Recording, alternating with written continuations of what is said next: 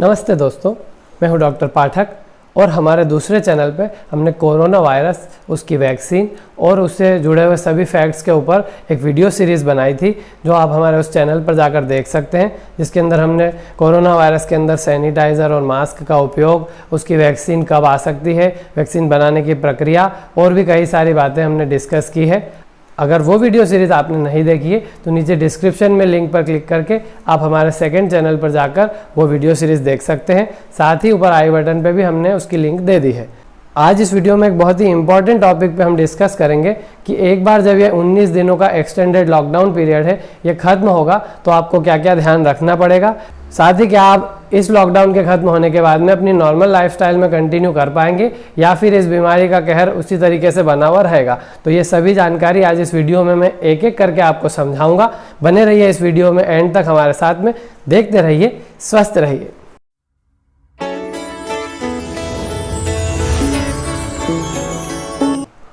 Friends, आपको एक ज़रूरी जानकारी मैं देना चाहूँगा कि हम जिस चीज़ से लड़ रहे हैं यह एक वायरल डिसीज़ है, यानी वायरस से संक्रमण फैल रहा है और उससे बचने के लिए ये लॉकडाउन किया गया है। अब दोस्तों, लॉकडाउन ख़त्म होने के बाद में अगर आप ऐसा सोच रहे हैं कि ये बीमारी भी ख़त्म हो गई है और हम पहले की तरह अपनी दिनचर्या कंटिन्यू कर सकते हैं, तो ऐसा बिल्कुल भी नहीं है। यहाँ पर मैं आपको ध्यान में लाना चाहूँगा कि लॉकडाउन खत्म होने के बाद भी जब तक इस बीमारी का इलाज या फिर वैक्सीन मार्केट में नहीं आ जाती है तब तक आपको कुछ सावधानियाँ फॉलो करनी पड़ेगी ताकि आप स्वस्थ रह सकें। और ये लॉकडाउन भी जो किया गया है यह हमें तकलीफ देने के लिए नहीं बल्कि हमें और हमारे परिवार को सुरक्षित और स्वस्थ रखने के लिए किया गया था। तो इसमें सबसे पहली और इम्पॉर्टेंट चीज़ जो आपको ध्यान रखना है कि एक बार जब लॉकडाउन खत्म होता है और आप अपना रूटीन पहले की तरह चालू करते हैं तब भी आपको सोशल डिस्टेंसिंग और पर्सनल हाइजीन जैसे नियमों को नहीं भूलना है। जैसा कि हमारी गवर्नमेंट आपको बार बार समझा रही है कि अपने हाथों को 20 सेकंड तक अच्छे तरीके से धोना है, जिसमें आपको हाथों की फ्रंट सरफेस ही नहीं उनके पीछे की सरफेस, उंगलियों के बीच में, नाखूनों को साफ करने का पूरा प्रोसीजर रिपीट करना है हर उस बार जब आप किसी ऐसे ऑब्जेक्ट को छूते हैं जहां पर आप स्वविवेक लगा सकते हैं कि इस जगह पर कोई इन्फेक्शन होने का खतरा है, या किसी भी बाहरी वस्तु को आप छूते हैं उसके बाद में बार बार हाथ इस तरीके से धोने की आदत आपको बनाए रखनी है। और साथ ही साथ आप कहीं भी शॉप पर या फिर मेडिकल स्टोर या घर के बाहर किसी भी जगह पर आप जाते हैं तो वहाँ पर सोशल डिस्टेंसिंग के नियम को आपको तब भी फॉलो करना है, या आपको तब तक कंटिन्यू रखना है जब तक इस बीमारी का कोई इलाज या वैक्सीन नहीं आ जाती है। इन्हीं तरीकों से और उपायों से आपका स्वास्थ्य बना रहेगा। और दूसरी और बहुत ज़रूरी बात अब आप ध्यान में रखिए कि सब एक बार जब लॉकडाउन खुल जाएगा तो चूंकि पहले 21 दिन और बाद में उसके 19 दिनों तक ये एक्सटेंड किया हुआ लॉकडाउन चलता रहा है, इस दौरान वो लोग जिन्होंने पूरे तरीके से इसका फॉलो किया है उन लोगों को सबसे बड़ी समस्या यह होगी कि घर के अंदर कुछ ऐसे ज़रूरी एसेंशियल आइटम होते हैं वो धीरे धीरे खत्म होने लगे होंगे। तो सबसे पहले लोग यही करेंगे कि आप भीड़ बनाकर उस दुकानों पे जाएंगे जहां से आप किराना या ज़रूरी सामान खरीद सकते हैं, या फिर जो मेल्स हैं उनकी दाढ़ी और उनके बाल भी काफ़ी बढ़ गए हैं तो सबसे पहले लोग अपने हेयर कट के लिए या फिर दाढ़ी बनवाने के लिए बार्बर शॉप या आप कह लें कि नाई की दुकान या फिर हेयर सैलून या ब्यूटी पार्लर आदि पे जाएंगे।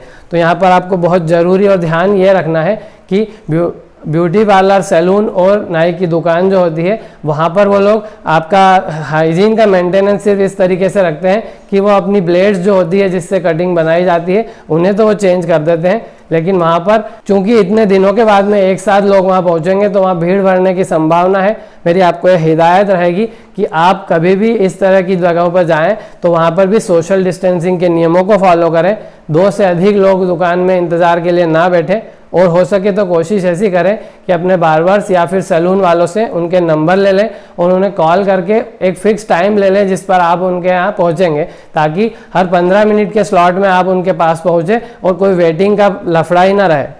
इसके बाद एक बात और यहाँ पर ध्यान रखनी है कि अगर कोई एरोजॉल यानी कि अगर आपके मुंह पर कोई स्प्रे करते हैं या कुछ ऐसी चीज़ जो हवा में ड्रॉपलेट्स की तरह फैल सकती है, उससे बचने के लिए आप दुकान के अंदर उस समय ना बैठें जब वो किसी और का साथ काम कर रहे हो। और एक बहुत ज़रूरी बात यह है कि वो लोग हर एक कस्टमर के लिए नया क्लॉथ यूज़ नहीं कर सकते हैं, ये प्रैक्टिकली उनके लिए भी पॉसिबल नहीं है। तो आपसे एक रिक्वेस्ट ये रहेगी कि इस तरह की जगहों पर जाने से पहले आप अपने साथ घर से ही एक धुला हुआ साफ कपड़ा लेकर जाएं। तो उसके बाद में जो क्लॉथ आपको मुंह पर या आपके बॉडी पर यूज़ करते हैं तो आप अपने साथ लाया हुआ कपड़ा उनको दीजिए, उसी से आपको अपना फेस वॉश करना है और आपको उसे वापस घर लाकर अच्छे से साबुन से धो लेना है। अगर ये सभी आप फॉलो करेंगे तो आप लॉकडाउन खुलने के बाद होने वाले इस बीमारी के हॉटस्पॉट्स यानी ऐसी जगह जहां पर ज़्यादातर पब्लिक इकट्ठी होती है और जहां पर संक्रमण फैलने की संभावनाएं भी बढ़ी रहती है, उनसे आप बच पाएंगे। और एक बात आपको बताना चाहूँगा कि ऐसी प्लेसेस जहाँ पर आप लॉकडाउन होने के पहले रेगुलरली जाते रहे होंगे या अब आप लॉकडाउन खुलने के बाद वहाँ पर फिर से कंटिन्यू करना चाहते हैं, चाहे जैसे कि आपकी जिम हो गई जहाँ आपने मेंबरशिप ले रखी होगी, या ऐसी गैदरिंग वाली प्लेसेस जहाँ पर मोर देन 10 पीपल एक साथ इकट्ठे होते हैं, उन जगहों पर जाना अवॉइड करें। अगर एक्सरसाइज आप करते हैं तो कोशिश करें कि उसे अभी घर पर ही कर लें। स्वस्थ रहने के लिए एक्सरसाइज ज़रूरी है, लेकिन अभी इस वायरस को फैलने के रोकने के लिए हमें यह बात भी ध्यान रखना होगी कि हम ऐसी जगहों पर जाना अवॉइड करें जहां पर हमें ऐसे वायरस के कांटेक्ट में आ सकते हैं या फिर हमारे द्वारा यह वायरस ज़्यादा लोगों तक पहुंच सकता है। इसके अलावा ऐसी और भी जगह जहां लोग इकट्ठे होते हैं वहां पर जाना अवॉइड करिए। साथ ही साथ जनरल और डे टू डे लाइफ में भी आपको यह ध्यान रखना है कि लॉकडाउन खुल जाने के बाद भी आप ऐसे ही काम के लिए घर से बाहर निकले जो बहुत ज़रूरी हो, या एक बार में जब बाहर निकल रहे हैं तो ज़्यादा से ज़्यादा काम जो उस रूट के अंदर आप कंप्लीट कर सकते हैं वो सब करके आप वापस घर पे आ जाएं। घर पे आने के बाद अपने हाथ मुंह अच्छे से साबुन से धोना ना भूलें। इन चीज़ों को आपको तब तक फॉलो करते रहना है जब तक कि इसका कोई इलाज मार्केट में नहीं आ जाता है। यही एक तरीका है जिससे आप लॉकडाउन खुलने के बाद भी इससे बच सकते हैं, क्योंकि एक बार लॉकडाउन खुल गया तो पब्लिक को ये लगने लगेगा कि अब बीमारी खत्म हो चुकी है और वो नॉर्मल लाइफस्टाइल कंटिन्यू करने लगेंगे। उस समय भी कम्युनिटी स्प्रेड होने का खतरा बना रहता है। मैं आपको प्रैक्टिकली ये बात समझाना चाहता हूँ कि इस लॉकडाउन के खुलने के बाद भी बिजनेस का कोई भी एरिया आप पकड़ लें तो उसमें सभी पर नेगेटिव इफेक्ट आ रहा है। और ऐसा ना सोचे कि हमारा बिजनेस इसकी वजह से कम हो रहा है तो हम तो हमारे फ़ायदे की बात सोचेंगे। आपको थोड़ा सा सोशल वेलफेयर के बारे में सोचना पड़ेगा। मेरी सभी शॉप ओनर्स और साथ ही ऐसे शोरूम ओनर्स और ऐसे बिजनेसमैन से भी यह रिक्वेस्ट है जहाँ पर पब्लिक गैदरिंग होने की संभावना होती है, उन लोगों को वहाँ पर आने वाले कस्टमर्स को एजुकेट करना होगा। जो सोशल डिस्टेंसिंग के मेथड्स हैं उन्हें फॉलो करें और यह आपकी जिम्मेदारी है कि उनको यह फॉलो करवाएं।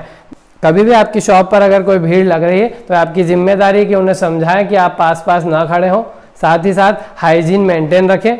और एक बहुत इंपॉर्टेंट बात है, क्योंकि पैसे ऐसी चीज़ है जिसके लेन देन से ये पूरी दुनिया चल रही है और पैसे दिन भर में कई लोगों के कांटेक्ट में आते हैं, इसलिए कोशिश यह करें कि आप डिजिटल पेमेंट को अपनाएं। मुझे यह लगता है कि अभी तक छोटे से छोटे दुकानदार से लेकर बड़े से बड़े शोरूम पर डिजिटल पेमेंट के मेथड्स अब इजीली अवेलेबल हैं। तो आपसे रिक्वेस्ट रहेगी कि आप कहीं पर भी जा रहे हैं तो उन्हें पेमेंट देने के लिए आप डिजिटल मेथड्स को प्रायोरिटी दें और पैसों के माध्यम से आपके घर में कोई वायरस ना आ पाए।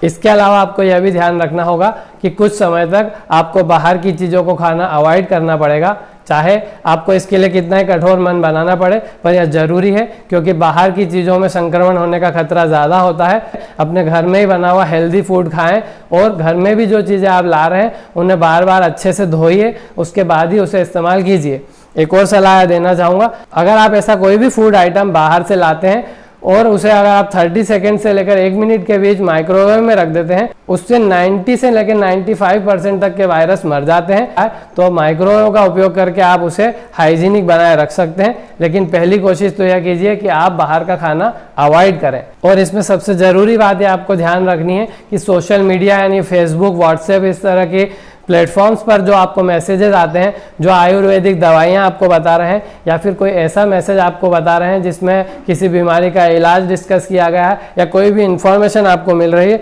उसके तथ्य या गलत होने की जांच आप पहले कर लें, उसके बाद ही उस इंफॉर्मेशन को आप फॉरवर्ड करें या उस पर बिलीव करें। सोशल मीडिया पर भ्रांतियाँ बहुत जल्दी फैल जाती हैं और एक डर का माहौल बन जाता है। इन सब चीज़ों से आप दूर रहें।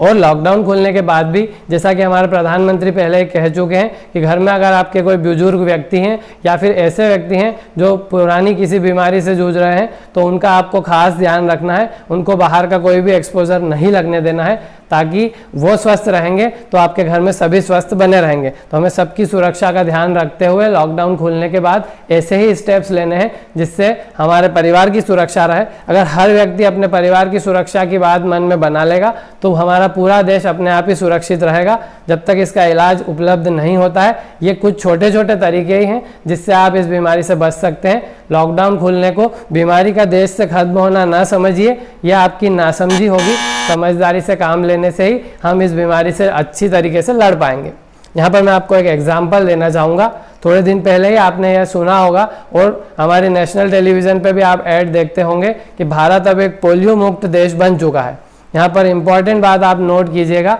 भारत पोलियो वायरस से मुक्त नहीं है, सिर्फ पोलियो की बीमारी से मुक्त हो चुका है। इसका कारण कुछ और नहीं है, सिर्फ जो पोलियो की वैक्सीन आपको दी जाती है उसकी मदद से बॉडी के अंदर इम्यूनिटी डेवलप हो जाती है और वह इम्यूनिटी यानी हमारा शरीर ही उस बीमारी के खिलाफ फाइट करता है। और कभी भी आपको किसी प्रकार का इन्फेक्शन जो पोलियो के वायरस से होता है तो आपका शरीर उसे रोक देता है। हम जब ये सड़कों पर घूमते हैं या हम घर के बाहर निकलते हैं या कई बार घर के अंदर भी हमारे आसपास पोलियो वायरस मौजूद हो सकता है, वो आंखों से दिखाई नहीं देता और किसी भी तरीक़ों से वो हमारे शरीर के अंदर दाखिल भी होता है, लेकिन हमारा इम्यून सिस्टम वैक्सीन की वजह से पावरफुल हो जाता है और पावरफुल इम्यून सिस्टम होने से वो उसे लड़कर खत्म कर देता है। इसलिए यह बीमारी अब देश में किसी एक भी पेशेंट के अंदर नहीं बाकी है और हमारा देश पोलियो मुक्त है, लेकिन पोलियो वायरस अभी भी देश में है। तो आप इसी से यह समझ सकते हैं कि कोरोना वायरस कोई डरने वाली चीज़ नहीं है। इसके अलावा भी ट्यूबरकुलोसिस और मलेरिया